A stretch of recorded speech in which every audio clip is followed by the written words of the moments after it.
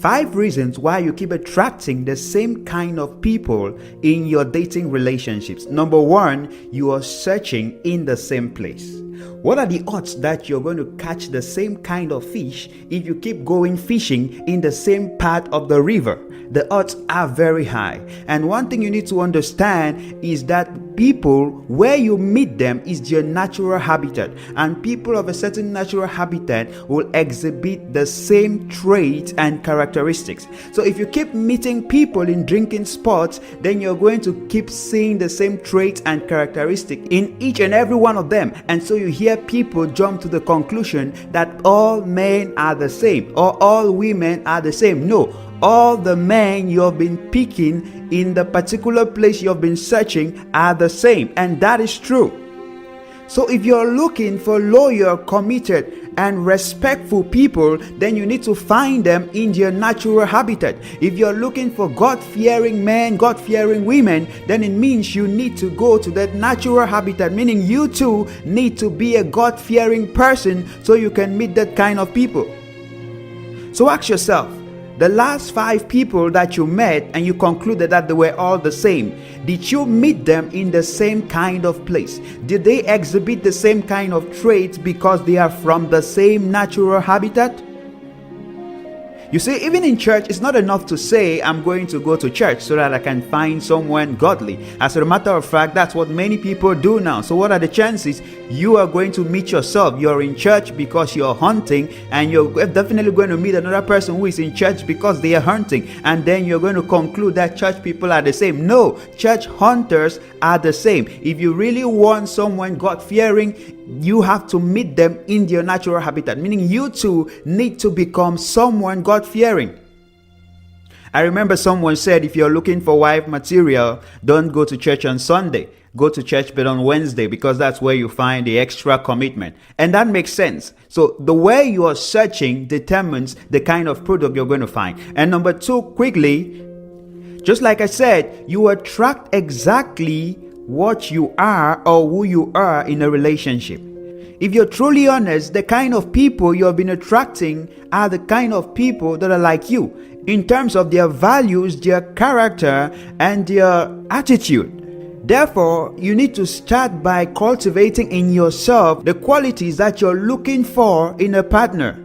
Don't just say, I want someone respectful, someone disciplined, and someone with self-control, and you don't exhibit those same qualities. You can't attract that. This is perhaps the most important point on this list because it deals with you first. So you need to start with yourself, and you need to get to the point of what they call singleness, where you're comfortable in your skin, you're satisfied in yourself, you have a good love for self, a good appreciation for self, a good respect for self. So if you're looking for someone who values women, for example, and you don't value yourself, you need to understand that the kind of men who value women understand that the women that are to be valued are women that respect and value themselves too. So you need to become the kind of person that such a person is searching for. Remember, you have to answer the famous question Dr. Miles Monroe always asks: if you knew you the way you know you, will you marry you? I remember we asked a lady if she was the opposite gender, will she marry herself? And she looked baffled and was like, of course not, she deserves better. And yet she's trying to have someone take that home with them. Of course, they too deserve better, sister. So don't just be quick to get into a relationship. Commit yourself first to understand you, to understand what are your desires, your passions, your dreams, and your purpose, most importantly, so you know where you're going. And this is so important because it's going to save you a lot of headaches. You see, many people say they keep attracting the wrong people, but the truth is you're attracting too many people, and that's why there is a lot of wrong when there is a tendency to be too many.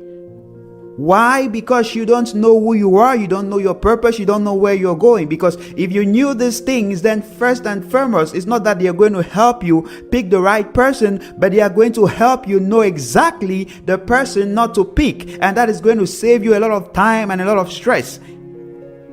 You have to understand that the people that are right for you are way, way fewer than the people that are not right for you. So if 10 people are coming towards you, you need to first of all know who you are and where you want to go with your life, so you know the exact ones to eliminate first to make your choice easier. But the point is, since you don't know where you're going, whatsoever shows up, you just jump on it. And what happens is you're wasting time, because the time you're spending with the person that is not right for you is the time you're delaying yourself to find the person who is right for you. Because as long as you're occupied with the wrong person, you can't find the right person. The right person can't find you. We are familiar with test questions. You see the MCQ, multiple choice questions, and you have several options to pick from, and usually it's just one that is the right answer, or maximum two. And so you need to know the right answer, or at least have a clue of where you're going. You know that time in the exam where you're just trying to first of all say, no, this cannot be the answer, this cannot be, so I'm left with this two. So when you have an idea where you're going, you're first of all eliminating the wrong choices, and this simplifies your life. This minimizes your chances of falling with the wrong people. Number 3 is patience. You see, we often think that when it comes to relationships, the rules are different. But let me tell you, the rules are the same. Principles are the same. The way gravity acts on a stone is the same way gravity will act on you. So if you're very good as a car dealer to spot the best cars at the good price to make a great sale with it, then you should be able to apply the same principles when you're searching for a partner. And I bet you one of those principles is patience, because it has been scientifically proven that the longer you delay a major purchase, the more your chances of finding a better deal. So instead of just rushing to jump on the first person that shows up, patience permits you to really see out all the options and to really understand what you really want and where you really want to end up with your life. The problem is that today relationships have been branded as some kind of aristocratic title that you need to have to be important in society. And so when we see that our friends are in a relationship, it's almost like we ought to be in a relationship too, to feel important or to feel like people. And that's what we saw in the second point, where you need to be comfortable in yourself. You need to attain a state of singleness. So patience. Don't be desperate, be patient. Take your time.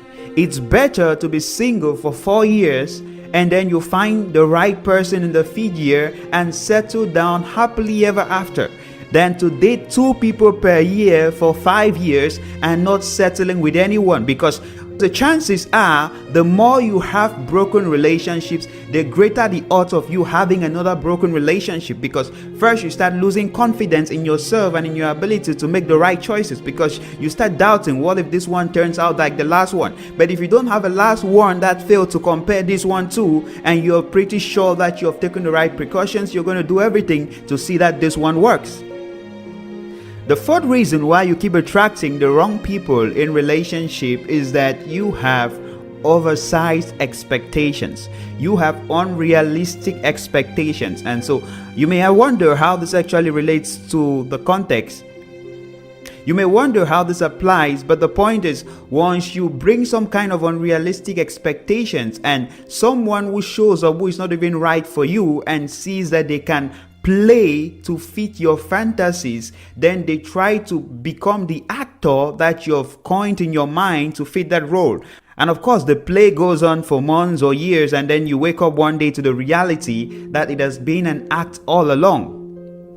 So cut down on your expectations. What I rather advise is that you have a minimum requirements checklist. If you're familiar with software products, when a software is released, they're going to give you the recommended system requirements for the software, and they give you the RAM and everything that is fit for the software to function at best. But they also give you the minimum system requirements below which this software is not going to run. So what you should have is a minimum requirements checklist. You see, Is the person God-fearing? Are they born again? Like truly you know that you know? Do they have a passion for God? Do they fear God? One of the most important, because people will not respect you and avoid hurting you because they love you, but because they fear God. So once you have this minimum checklist, then once you find someone, before letting your heart get absorbed in all kinds of emotions and your head gets spinning, you let your mind control the checklist. Do they qualify for the minimum? You tick and you tick and you tick. If they don't qualify, then you're moving on with your life. It's not something you're going to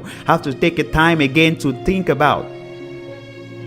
So standard system requirements for a lady. Yeah, he should be saved. He should be God-fearing. He should have some money. I don't know, much money. He should be working. Minimum system requirements. Well, he may not have much money, but he's working, he has a vision, and it's promising, and you believe you too can build. So once it has passed the minimum, it may not be the fantasies that you dream of, but it's the minimum, it qualifies, so you can start with that.